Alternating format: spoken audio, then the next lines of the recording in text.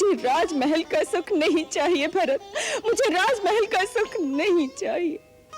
राजमहल के रेशमी बिछौने मुझे बिच्छू के समान डंक मारते हैं।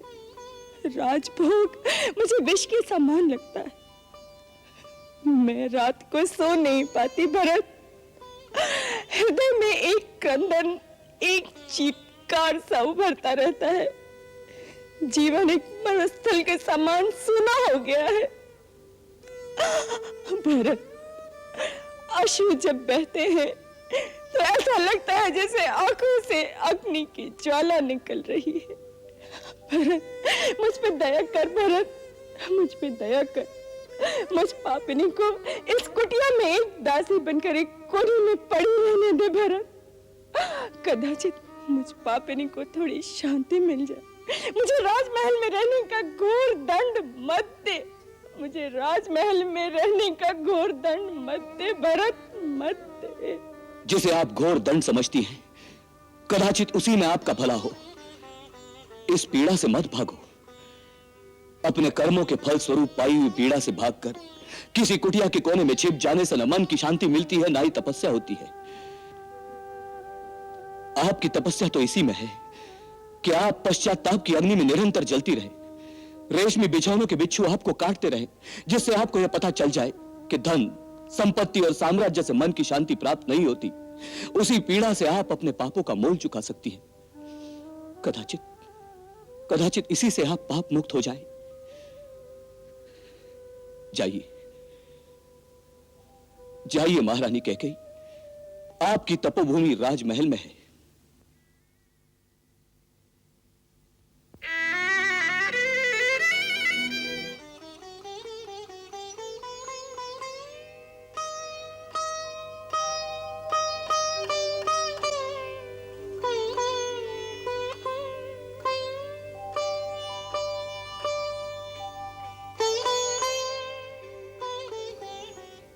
मांडवी,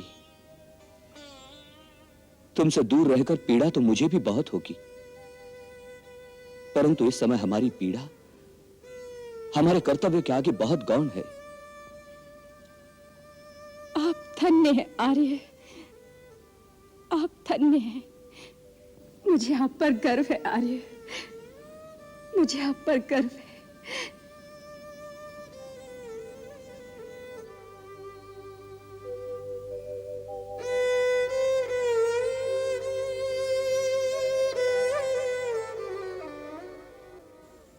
आप संत जनों के सत्संग और प्रेमपूर्ण सद्व्यवहार से हमने बड़े आनंद और शांति के साथ इतना समय चित्रकूट में व्यतीत किया है।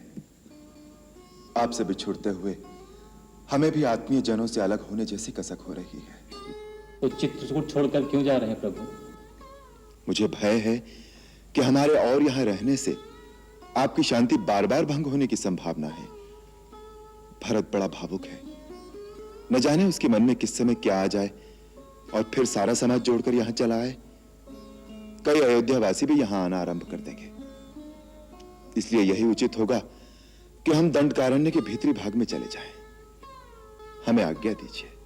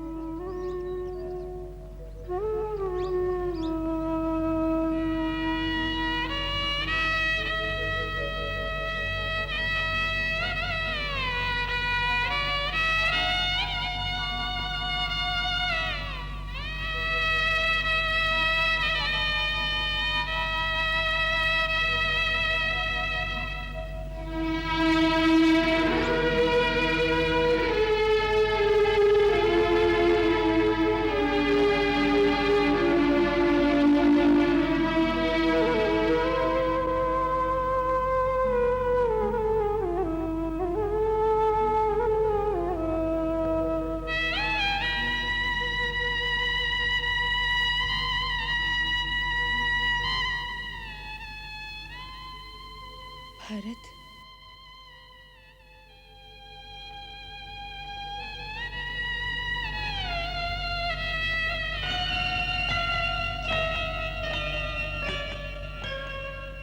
महारानी कैकेयी,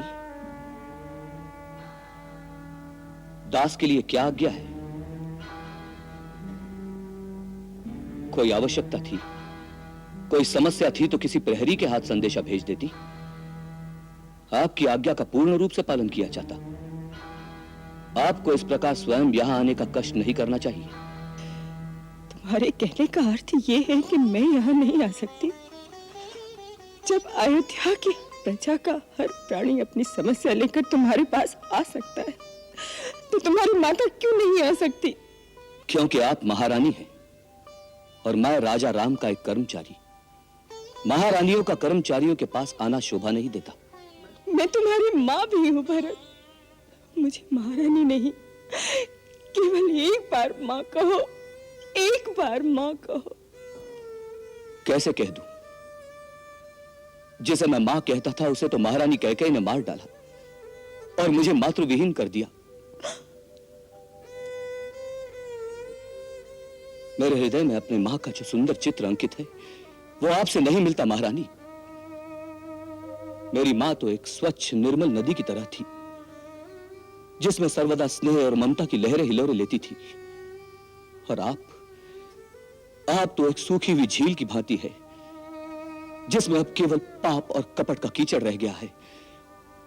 कृपया मुझे मेरी मरी हुई मां की याद मत दिलाइए। मेरे पास रोने का समय नहीं है। कहिए, आपकी क्या समस्या है?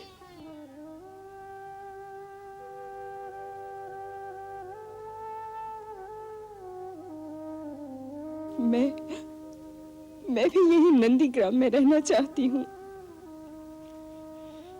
ये स्थान तपस्वियों के लिए है। यहां राजमहल के सुख नहीं मिलेंगे।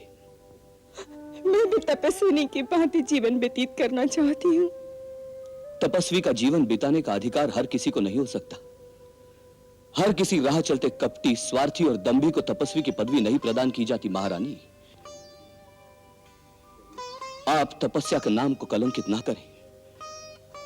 आपने केवल राज मांगा था, उसके लिए आपने अपने पति के प्राणों का बलिदान कर दिया, अपनी संतान को देश निकाला दे दिया। आपके इतने बड़े बलिदान को हम व्यर्थ नहीं जाने देंगे।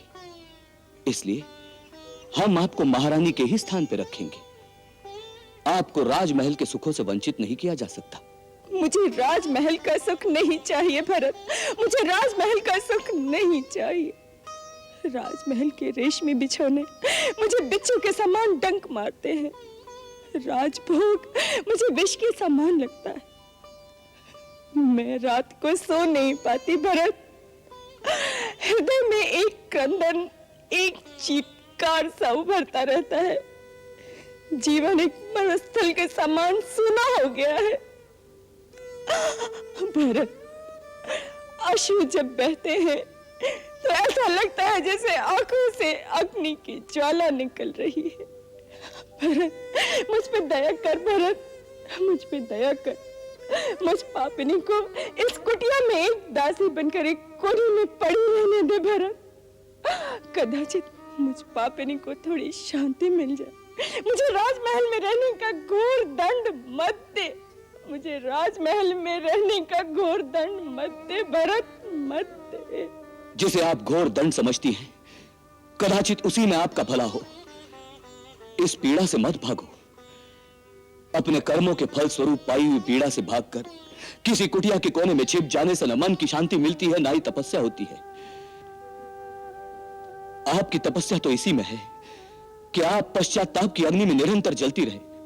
रेशमी बिछौनों के बिच्छू आपको काटते रहे, जिससे आपको यह पता चल जाए कि धन, संपत्ति और साम्राज्य से मन की शांति प्राप्त नहीं होती।